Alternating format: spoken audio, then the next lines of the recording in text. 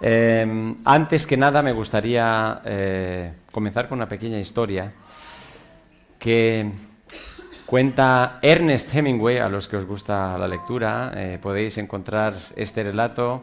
Yo voy a presentar nada más un resumen, pero es preciosa, no me canso. Es una historia que no me canso de escuchar, de leer, de comentar.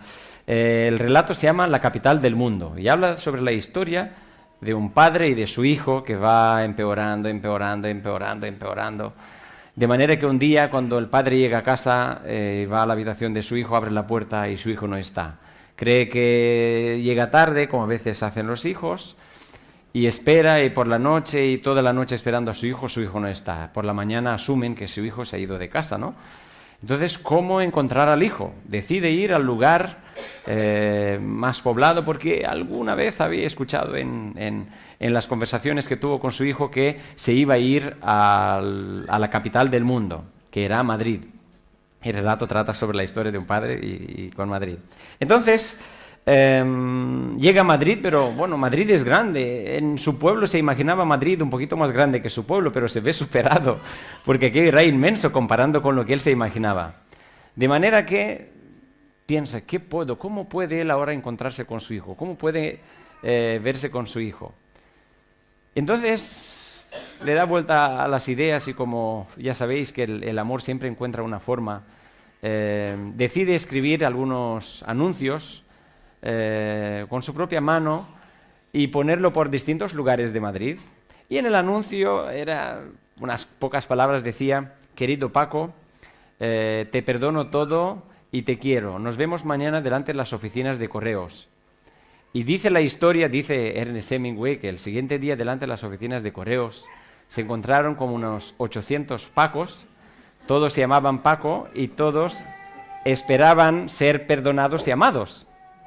Por eso me gusta imaginaros a vosotros como los Pacos de Baracaldo y de la zona, ¿vale? Que habéis leído en la Biblia, que todos la tenemos, esta noticia que nuestro Padre nos envió, que quiere reunirse con nosotros este sábado mañana para perdonarnos y para aceptarnos. Muy bien.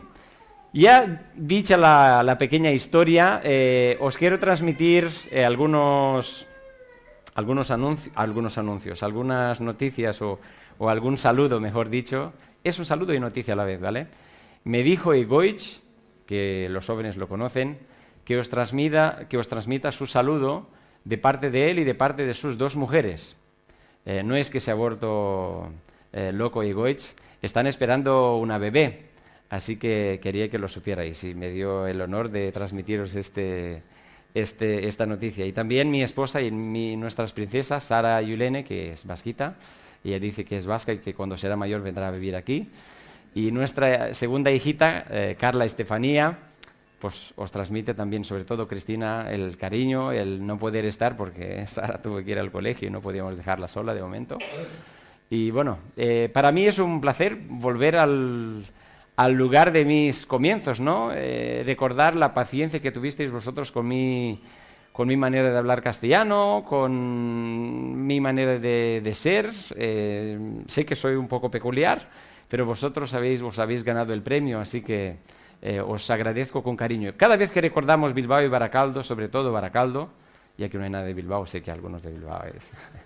recuerdo con cariño, fuimos miembros de Baracaldo, así que este lugar fue nuestra iglesia, nuestra casa, y vosotros parte de nuestros corazones. En esta mañana, en el poco tiempo que me queda a la disposición, sé que no tengo la licencia de Pablo de ir predicando hasta que Eutico se caiga, pero sí, compartiré con vosotros un mensaje inspirado en la Biblia. Será el último de la semana de oración, será la última sesión de desintoxicación religiosa, ¿vale? Comenzaré con un estudio que hicieron dos psicólogos adventistas sobre las relaciones, Bill Underwood y Ed Dickerson, y habla un poco sobre 7 etapas de una relación, de cómo funcionan las relaciones, de la psicología o de la sociología de las relaciones. Y dice que la primera etapa es la etapa de conocidos. Los conocidos son nuestros vecinos, bajamos en el ascensor, buenos días y nada más, ¿vale? La segunda etapa es la etapa cuando compartimos hechos e informaciones. Pues decimos que hace buen tiempo, que el ascensor está sucio, que los políticos, bueno, en fin, cosas que cosas, por decir cosas, ¿vale? La tercera sería la de las opiniones y juicios de valores. Ahí sí que nos atrevemos porque tenemos un poquito más de confianza y comentamos cosas que no diríamos a un desconocido por la calle, ¿no? Que nos dice, oye, ¿qué hora es? ¿Vale? Nos atrevemos a decir que la mujer de la limpieza o el hombre que hace la limpieza, para no ser muy feminista, ¿no? O lo otro, o machista, no ha hecho bien la limpieza, que yo que sé, que los políticos son unos ladrones, que, en fin, nos atrevemos a comentar y a expresar nuestro punto de vista. En la cuarta etapa es la etapa cuando compartimos sentimientos. Ahí es donde nos atrevemos a decir cómo nos sentimos. Imagínate que te ves con un vecino o con una vecina en el ascensor y te dice, hoy me siento tan mal, y te empieza a contar cómo se siente, o te sientes impresionado por la confianza que te da el vecino o la vecina, o dices, algo pasa aquí porque yo no conozco a este hombre de nada, ¿no? Que una persona te pare por primera o segunda vez y te cuente cosas de su vida es un poco más complicado, ¿no? Se comparten emociones y sentimientos solo cuando hay confianza, no la compartimos a todo el mundo, ¿vale? Después la otra etapa es la etapa de los fracasos y de los errores. Y en esa etapa tenemos un número muy selecto de personas con las cuales nos atrevemos a decir, he metido la pata, he cometido errores, mira lo mal que me fue, soy un desgraciado, mira lo que le he hecho a mi esposa, a mis hijos, etcétera, etcétera. Ahí es donde tiene que haber un buen fondo para poder compartir con una persona nuestros fracasos y nuestros errores. Y aquí en esta etapa ya podemos hablar de una buena amistad, porque pensad cada uno de vosotros, ¿cuántas personas tenéis con las cuales estáis dispuestos de comentar vuestros fracasos y vuestros errores? A lo mejor menos de los dedos de una mano, ¿no?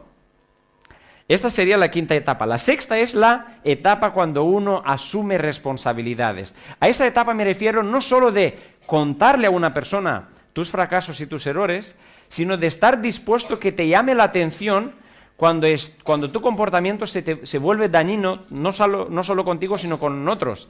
Que te llame la atención, que te diga lo que no estás haciendo bien y que le permitas que aprecie, y no solo que aprecie, sino que te diga las cosas malas de tu vida y que tú las aceptes.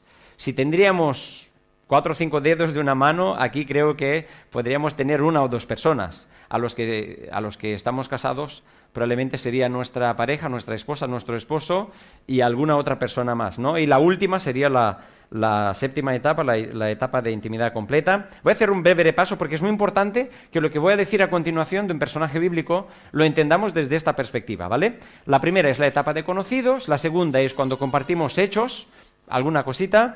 La tercera es cuando compartimos opiniones y juicios de valores. La cuarta compartimos sentimientos, cómo nos sentimos, emociones. En la quinta hablamos de nuestros fracasos y de nuestros errores. En la sexta permitimos al otro o a la otra persona que nos llame la atención cuando nuestro comportamiento se vuelve dañino con otros. Y en la séptima hay una intimidad completa, ¿vale?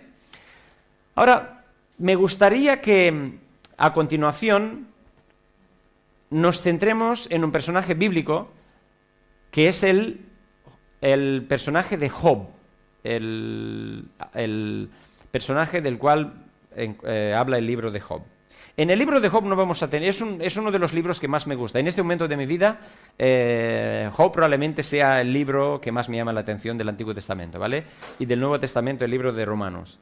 Pero en el libro de Job encontramos desafíos respecto a nuestra espiritualidad, de que hablamos de desintoxicación religiosa, que por un lado nos ayudan, nos pone ante cuáles son nuestras motivaciones para la espiritualidad, de lo que hablamos toda la semana, pero al mismo tiempo sobre cómo percibimos a Dios, qué tipo o cuál es la calidad de la relación que tenemos con Dios y cómo se ve traducida esta calidad de relación con Dios en el diario vivir, ¿vale?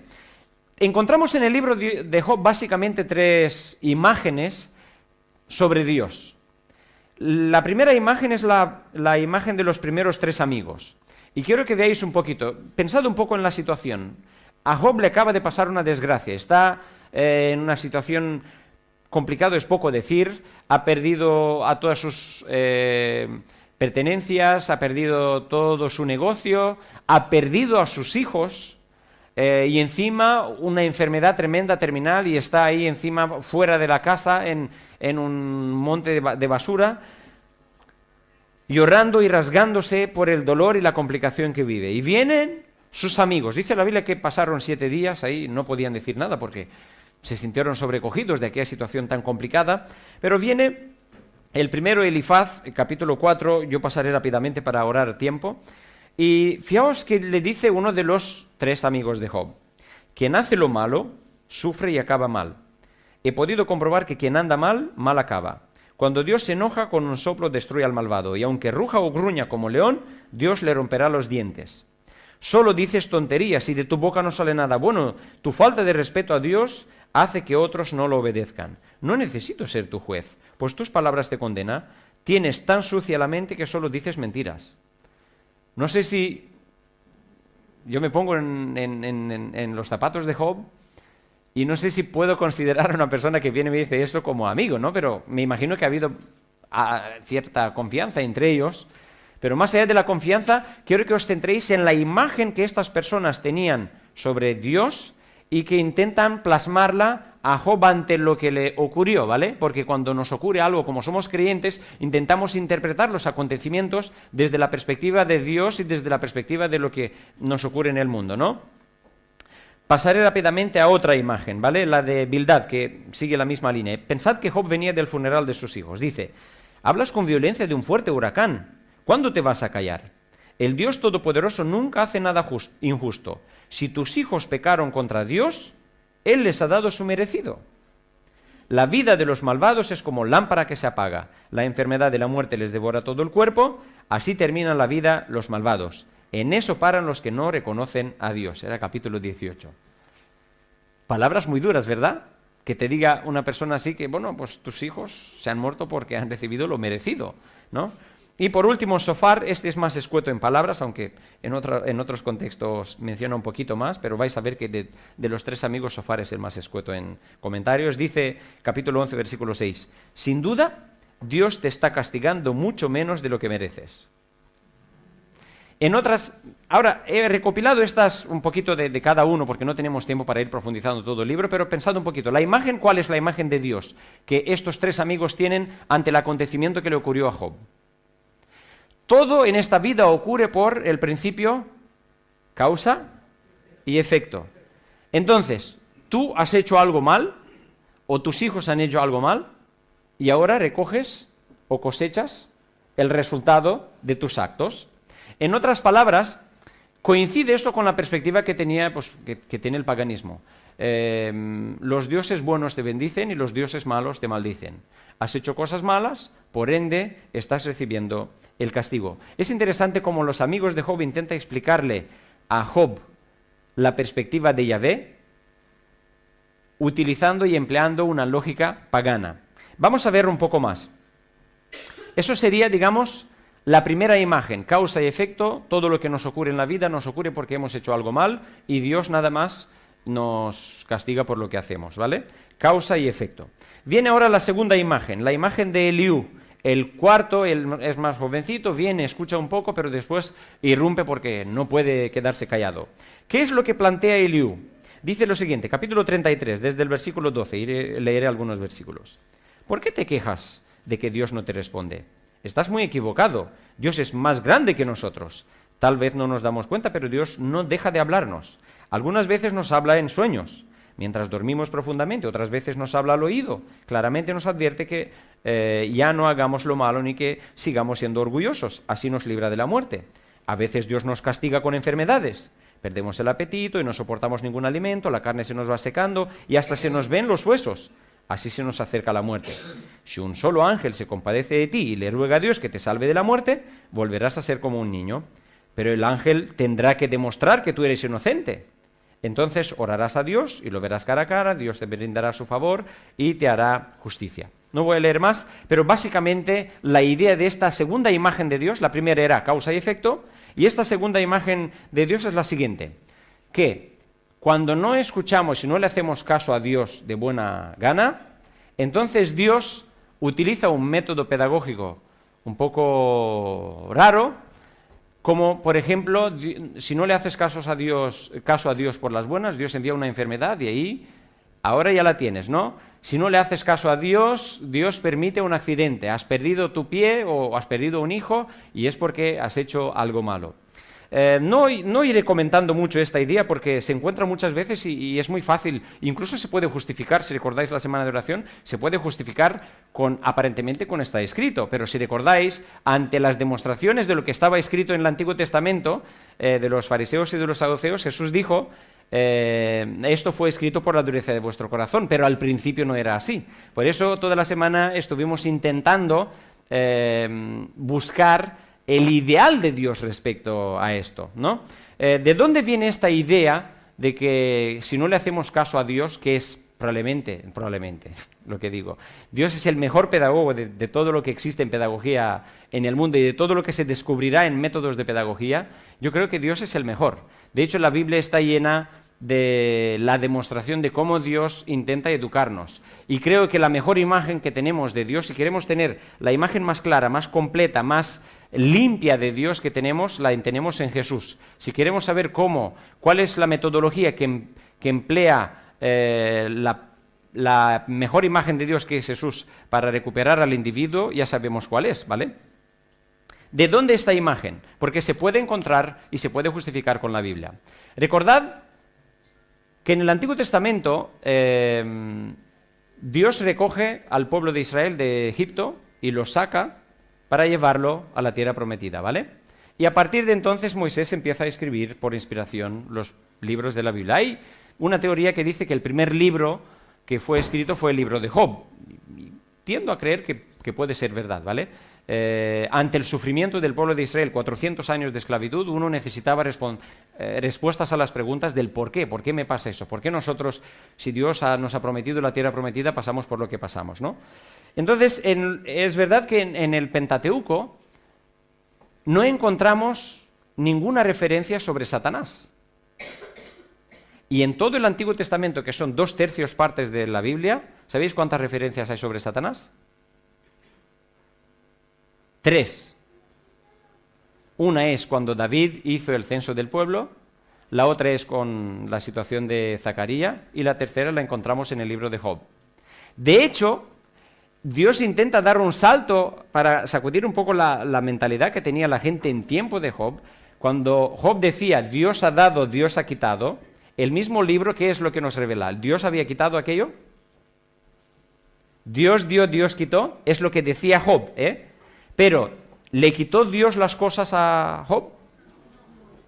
El libro lo dice claramente, que no era Dios es el que estaba involucrado en aquella desgracia en la vida de Job. Sin embargo, en todo el Pentateuco no encontramos ninguna referencia. Dios no le explica al pueblo de Israel que lo bueno viene de él, de Yahvé, como lo encontramos más tarde en el libro de Santiago. Todo don perfecto viene del cielo, del Padre de las luces, en el cual no hay cambio ni sombra de variación, ¿no? Sin embargo, en todo el Antiguo Testamento, en el Pentateuco, no hay ninguna referencia. ¿Por qué no hay ninguna referencia? Si lo bueno viene de Dios. Aún más, hay referencias donde Dios da a entender que tanto lo bueno como lo malo viene de Yahvé. De ahí que muchos de los judíos, incluso hoy día, dicen que si ocurren desgracias es porque Yahvé lo quiso así. Los musulmanes, que siguen más o menos la misma línea, no sé si recordáis cuando se rompió un puente por la Medina y mataron unos 3.000 y algo de musulmanes, salió un imán para dar explicaciones que esta fue la voluntad de Alá, que se muera esta gente, ¿no? Y eso se ve traducido en muchos conceptos cristianos, en muchas iglesias cristianas. Si hay una desgracia, Dios la ha permitido por algo, nosotros no entendemos. Si murió mi hermano, yo perdí un hermano en 2012, en octubre, es porque Dios ha permitido. Y eso es lo que le decían a mi madre, y mi madre, pues bueno, se resignaba, porque no puedes oponerte a Dios, ¿no? ¿Por qué Jesús no explicó? Porque Jesús es el que reveló todo el Antiguo Testamento. De hecho, Él dice que todo el Antiguo Testamento da testimonio sobre mí. ¿Por qué no explicó que lo malo venía de Satanás y lo bueno venía de Él? Sino que Él asumió que tanto lo bueno como lo malo venía de Él. Y por un tiempo el pueblo de Israel vino con esa idea. Os voy a dar un ejemplo que se encuentra, bueno, 2 ejemplos. Dios endureció el corazón de Faraón para que no permitiera al pueblo salir. Pero al mismo tiempo enviaba a Moisés para decir, deja salir a mi pueblo. Pero hay un relato aún más interesante, por no dar muchos ejemplos. El libro de Samuel dice que Dios indujo a David a hacer el censo del pueblo y después lo castigó por haber hecho el censo del pueblo. Y aquello sí que es sorprendente. Pero más sorprendente es cuando leemos el mismo relato en el libro de Crónicas, donde pone que Satanás fue el que indujo a David para que haga el censo del pueblo y sufrió las consecuencias de sus actos. Entonces hay mucha gente que ve esto en la Biblia y dice, bueno, pues la Biblia está llena de contradicciones, tiramos la Biblia, la religión es un rollo y ya está. ¿Por qué esto en la Biblia? ¿Qué es lo que refleja esto en la Biblia? Que en primer lugar refleja, y lo dice Lenoe también, Dios se encuentra con el ser humano donde éste esté. Dios se encuentra con el ser humano donde se encuentra, donde el individuo está. Pero de forma progresiva lo lleva a un conocimiento más profundo de la Biblia. Me voy a explicar. En el mundo politeísta, que adoran muchos dioses, todos los dioses están divididos en dos categorías: dioses buenos y dioses malos. De los buenos podía venir solo lo bueno, y de los malos venían todas las cosas malas. De ahí que la mayoría de los dioses en el panteón de los dioses habían muchísimos más dioses malos que dioses buenos. Y las personas politeístas que adoran a muchos dioses, ¿qué adoraban? Adoraban a dioses buenos para recibir de ellos lo bueno, porque de un dios bueno te puede venir solo cosas buenas, pero de los dioses malos te pueden venir muchas cosas malas. Entonces, por ende, terminaban adorando más ¿a quién? A los dioses malos. De hecho, en la historia del pueblo de Israel, cuando perdían un poco su norte y no entendían muy bien quién era Yahvé y qué quería Yahvé de ellos, terminaban adorando tanto a Yahvé, lo dice la Biblia una y otra vez, adoraban tanto a Yahvé, dice el texto, como a los dioses de los pueblos que habían sido expulsados de ahí. ¿Por qué? Porque hay un estudio interesante, todos estos dioses que tenían estos pueblos, básicamente eran dioses malos. Entonces ellos, por miedo, porque no conocían bien a Yahvé, y el miedo trastorna tu espiritualidad y tu manera de entender las cosas, adoraban también a estos dioses. Entonces, ellos encontrarse en aquella situación, en Egipto, acostumbrados a dioses buenos y malos por un tubo, como se dice, Dios les encuentra donde se encuentran ellos. Al principio les dice, esto viene de mí, para que ellos no terminen adorando a Satanás, pero de forma progresiva les va revelando la verdad. De manera que cuando en el Nuevo Testamento creían que Dios había castigado al ciego de nacimiento por algo que habrá hecho, Jesús refleja y dice, un enemigo ha hecho esto. No tenía que ver esto de Dios. Por eso, la imagen que tenía este cuarto amigo de Job, que venía a decir que Dios nos envía una enfermedad para hacernos reflexionar, no tiene nada que ver con la imagen del Dios que nos presenta Jesús. Si Dios es el mejor pedagogo o el mejor padre, ¿creéis, quién de vosotros que sois padres, si vuestros hijos no hacen, imaginaos que podéis tener esta capacidad, si vuestro hijo o vuestra hija no os hace caso, le enviáis una enfermedad. Imaginaos por un momento que tenéis esta capacidad mágica, menos mal que no la tenemos los humanos. ¿Quién de vosotros como padre enviaría un cáncer a su hija o a su hijo para que vuelvan sí? Espero que no haya ninguno. Dice Jesús, si vosotros que sois malos sabéis dar buenas dádivas a vuestros hijos, ¿cuánto más vuestro Padre? Por ende, esta segunda imagen que encontramos en el cuarto amigo de Job no tenía nada que ver con la imagen de Dios. Ahora quiero que veáis un poco la perspectiva que Job tenía sobre Dios. Dice Job, maldito sea el día en que nací, maldita sea la noche en que le dijeron a mi madre, es un niño, que borren del calendario ese día, que nadie se acuerde de él, ni siquiera el Dios del cielo. Mejor hubiera nacido muerto, así nadie me habría abrazado ni me habría amamantado y ahora estaría descansando en paz. Dios nos cierra el paso y nos hace caminar a ciegas. El Dios Todopoderoso me ha herido y me llenó de miedo, ya siento correr por mi cuerpo el veneno de sus flechas. Dios, ya no quiero seguir viviendo, preferiría morir ahorcado que seguir viviendo en este mundo. Mi vida ha perdido valor, ya déjame en paz. Puedo afirmar que Dios destruye por igual a los buenos y a los malos, y si alguna enfermedad provoca que la gente muera de pronto, Dios se burla de la angustia de los que nada malo hicieron. Cuando algún malvado se apodera de un terreno, es Dios mismo quien le tapa los ojos a los jueces. Dios mío, ¿por qué te escondes? ¿Por qué me tienes por enemigo? ¿Por qué me persigues tanto? Si soy como una hoja que se la lleva el viento, me estás condenando a un amargo sufrimiento, me estás castigando por los pecados de mi juventud. A toda hora me vigilas y si doy un paso me persigues. Antes yo vivía tranquilo, pero Dios me agarró por el cuello, me hizo objeto de sus ataques. Se lanzó contra mí como un guerrero y me abrió una herida tras otra, destrozándome sin compasión. Dios me humilló y me encuentro indefenso. ¿Qué os parece la opinión del libro de Job? O sobre todo, en este caso, ¿qué os parece la opinión de Job sobre Dios? Dura, ¿verdad? No nos atreveríamos a tener tanta indecencia para hablar sobre Dios de esta forma, ¿verdad? Nos costaría imaginarnos algo así. Es como una especie de escepticismo en lo que dice Job. Que Dios le está cerrando el paso, que Dios le está haciendo daño, y si hay alguna enfermedad que te puede complicar más la vida y que puedas sufrir más, Dios la utiliza para burlarse, dice. Cuando los amigos, sus amigos, cuando habla de Dios, dicen lo siguiente. Os voy a dar 2 ejemplos. Reconcíliate con Dios y Él te hará prosperar de nuevo. Vuelve la mirada al Todopoderoso. Apréndete de memoria sus enseñanzas y Él te devolverá la felicidad. Deja de valorar las cosas materiales como el oro y la plata, y tu riqueza será el Dios mismo. Él te hará muy feliz y no te sentirás avergonzado. Si tú cumples con tus promesas, Él escuchará tus oraciones, te irá bien en todo lo que hagas y tu vida estará siempre iluminada. O un poquito más tarde dice, Dios es todopoderoso y todo lo entiende. No rechaza a nadie, defiende los derechos del pobre, pero no deja con vida al malvado. Tiene cuidado de la gente buena, le concede un alto puesto, la hace reinar para siempre. Si ellos aceptan obedecer, pasarán el resto de su vida felices y con gran prosperidad. Como que nos gusta más la opinión que tenían los amigos de Job, ¿verdad? Son palabras mucho más suaves, más elegantes cuando hablamos de Dios. Incluso las podemos utilizar deseándonos, enviándonos mensajes bonitos de la Biblia uno a otro, ¿no? Los de Job, ¿quién se atreve a poner o a expresar en su diario, maldito sea el día que nací, maldito sea el día que le dijeron a mi madre que tiene un hijo o que tiene una hija y que Dios se ha vuelto contra mí y Dios es mi enemigo? No creo que haya alguna persona sensata que haga eso, ¿no? ¿Sabéis qué me sorprende? Me sorprende no lo que dicen los primeros 3, no lo que dice el tercer amigo, el cuarto amigo, no lo que dice Job. Me sorprende cómo valora Dios las 3 imágenes que tenían los amigos de Job. Y un poquito lo que decía Job. Capítulo 42, versículo 7.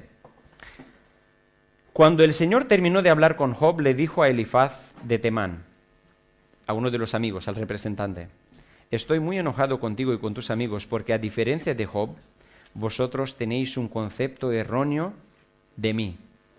42, versículo 8 dice, pero tomad ahora 7 becerros y 7 carneros y presentaos ante mí, siervo Job, y ofreced un holocausto por vosotros. Job, mi siervo, orará por vosotros y os escucharé, y yo escucharé sus palabras. Así vosotros no quedaréis avergonzados por no haber hablado de mí tan correctamente como lo hizo Job. ¿No os sorprende esto? A mí me sorprendió mucho. Porque los que mejor hablaban de Dios eran los amigos de Job. Y el que sacaba peste sobre Dios era Job. Sin embargo, Dios valora más a Job que a los amigos. Indirectamente, la imagen que los amigos tenían sobre Dios, Dios la rechaza. Aparentemente acepta la imagen que Job presenta. Pero creo que ahí no tiene que ver, la valoración de Dios no tiene que ver con la imagen que Job presentaba. La valoración que Dios le hace de Job tiene que ver con cómo percibía Job a Dios. Porque os aseguro que hay 2 tipos de escepticismo. Hay un tipo de escepticismo al cual se aferra mucha gente, que es nada más una excusa para no creer. Y hay algo que no cuadra, se aferra a aquello y abandona y dice, bueno, no, eso es un rollo, yo no quiero saber nada de esto. Y hay otro tipo de escepticismo que en el libro de Job lo vemos y de alguna forma Dios nos invita para que lo tengamos y que lo practiquemos, que cuando conocemos algo, cuando tenemos alguna imagen que ya creemos que lo conocemos todo, que tenemos que cuestionar aquello que creemos para buscar respuestas más profundas y para encontrar un fundamento más estable para nuestra fe y para nuestras creencias. Porque cuando te va bien, como hablamos de espiritualidad capitalista, es muy fácil creer en Dios cuando te va bien, tienes trabajo, no tienes enfermedad y todas las cosas funcionan de maravilla. Incluso te da ganas de gritar aleluya y de volverte un poco pentecostal, ¿no? Porque si todo va bien, ¿y cuando no van las cosas bien? ¿Cómo reaccionamos? ¿Cómo percibimos? ¿Cómo entendemos a Dios? Y ahí es donde encontramos a Job. Capítulo 16. Versículo 20 y 21, encontramos a Job expresando sus sentimientos. Ahora recordad las etapas de amistad. Ante Dios lloro amargamente, porque mis amigos se burlan de mí. Dios me defenderá como quien defiende a un amigo. Esa es la percepción que tenía Job sobre Dios. Y eso es lo que valora Dios. Por eso Dios dice, nadie habló tan bien de mí como habló mi amigo Job. ¿Por qué? Porque el amigo Job expresó exactamente aquello que sintió. No solo defendía apariencias para caerle bien a Dios. No podemos caerle bien a Dios porque decimos palabritas impresionantes y Dios dice, wow. ¿Qué más cosas encontramos? Encontramos a Job reconociendo sus fracasos y sus errores ante Dios. Dice, ¿qué podría responderte? Capítulo 43 y 5. Si soy tan poca cosa, yo he hablado más de la cuenta y no voy a insistir con esa actitud, prefiero quedarme callado. Es reconocer sus errores ante Dios. Más interesante es aún el capítulo 22, versículo 1 y 6, del 1 al 6, dice, Job le respondió a Dios, reconozco tu gran poder, nadie puede impedirte llevar a cabo tus planes. Tú preguntas quién soy yo, que siendo un ignorante he puesto en duda tu sabiduría. Reconozco que he dicho cosas que no alcanzo a comprender, cosas que son maravillosas y que en realidad no conozco. Tú dijiste, ahora yo voy a hablar y tú me vas a escuchar. Y ahora dice Job, lo que antes sabía de ti era lo que me habían contado.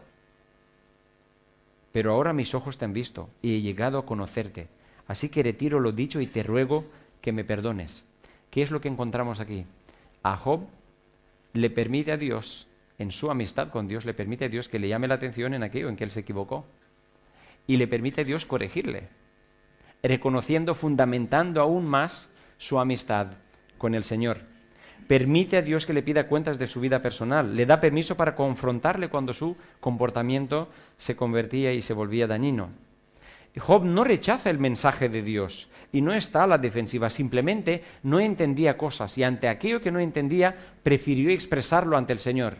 Y observamos que el Señor prefiere 1000 veces una persona que expresa sus dudas, que cuestiona a Dios. Incluso Job dice, yo quiero que Dios venga aquí, yo le voy a preguntar, que Él me responda. Y si no quiere, y Él me va a preguntar y yo le voy a responder a todas las dudas que Él tiene. Como que muy atrevido, ¿no? Pero Dios prefiere este tipo de atrevimiento. Dios prefiere a una persona que incluso llega a afirmar, llega a dudar de la existencia de Dios, llega a dudar de la soberanía de Dios, antes que una persona que tiene una espiritualidad superficial y se resume solo a lo que había oído, como menciona Job. Dice, hasta ahora yo había oído de ti, pero ahora te conozco. Porque la amistad de Job con Dios se ha hecho cada vez más profunda, ¿no? ¿Recordáis los 7 niveles de amistad? La primera era la de conocidos, ¿vale? La segunda era la de hechos e informaciones. La tercera era opiniones y juicios de valor. La cuarta eran los sentimientos. Después la quinta era lo de fracasos, reconocer los fracasos y los errores. La sexta era asumir responsabilidades. Y la última era la de intimidad completa. Decidme más o menos dónde ocurre la conversión. ¿En qué etapa de estas amistades ocurre la conversión? Repito, conocidos, hechos y informaciones, opiniones y juicio de valores, sentimientos, 5, fracasos y errores, 6, asumir responsabilidades y 7, intimidad completa. ¿Quién se atreve? La conversión. ¿Dónde ocurre la conversión? ¿Qué es la conversión? Reconocer nuestros errores y equivocaciones, ¿verdad? Y esto sería expresar nuestros fracasos y errores, la quinta etapa, ¿verdad? Tiene que haber cierta confianza para expresar tus fracasos y tus errores, ¿no? ¿Sabéis qué es interesante? Que nosotros reconocemos que nuestra espiritualidad comienza cuando estamos en esta, digamos, etapa de amistad, reconociendo nuestros fracasos y nuestros errores. Ahora viene la última pregunta. ¿En qué etapa creéis que estamos en nuestras relaciones unos con otros en la iglesia? De las 6 o de las 7 etapas. Dice la directora de jóvenes igual en la tercera, ¿no? La de opiniones y juicios de valores. Más o menos lo que hacemos en la escuela sabática, ¿no? Lo que yo creo, lo que tú crees, o... Nos cuesta reconocer nuestros fracasos y nuestras equivocaciones, ¿verdad? La mayoría de los conflictos que se encuentran en todas las iglesias, ¿no? Es porque nos estancamos ahí en el tercer nivel. Lo más duro, ¿sabéis qué es? Lo que dice Juan. Si alguien dice que ama a Dios y al mismo tiempo no ama a su hermano, vive en un estado de mentira, porque si no amamos al hermano a quien podemos ver, mucho menos podemos amar a Dios a quien no podemos ver, ¿no? Es interesante que asumimos que para convertirnos tenemos que profundizar hasta en la quinta etapa, pero después en nuestras relaciones con otros nos estancamos en la tercera. En esta mañana os reto, como conclusión de la semana de oración, os reto que penséis en qué consiste vuestra amistad con Jesús. Jesús mismo dijo a los discípulos, ya no os llamo siervos, os llamo amigos. La amistad es algo muy bonito, ¿no? La amistad es algo precioso que transforma nuestra vida, le da sentido, le da color, nos ayuda a sobrellevar los problemas, las complicaciones, cuando sabemos que tenemos ahí un buen amigo, que podemos contar con él, una buena amiga que la podemos llamar, que ella nos escucha, que nos da sus recomendaciones. Reflexionad sobre qué tipo de amistad tengo yo con Dios. ¿A qué se resume esta amistad?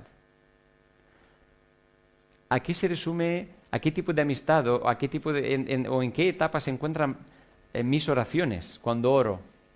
Cuando oramos, ¿qué es lo que expresamos? Hechos, opiniones. A veces reconocemos que nos sentimos mal, pero a veces como que nos costaría reconocer ante el Señor que, Señor, esta semana he dudado de tu existencia o me cuesta entender muchas cosas. Cuando la oración, dice una persona muy sabia, es abrirle el corazón a Dios como aún, otra vez encontramos el mismo concepto.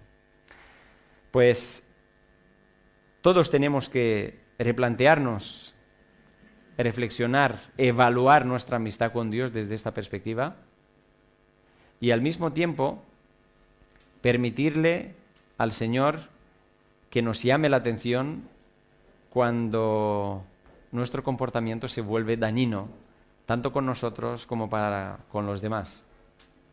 Y recordad la frase que la repetimos casi cada día. Si hacemos una y otra vez lo mismo y esperamos resultados diferentes, esto se llama locura. Y espero que nadie viene a la iglesia para confirmarse una y otra vez lo mismo. Venimos aquí porque necesitamos ser confrontados con la realidad, porque necesitamos salir del Matrix, aprovechando un poco las metáforas de lo que utilizamos esta semana, o salir del show, hablando de la película del show de Truman. El Señor está deseoso de profundizar la relación con nosotros, la amistad con nosotros. Y quiero que lo seamos también nosotros. Amén.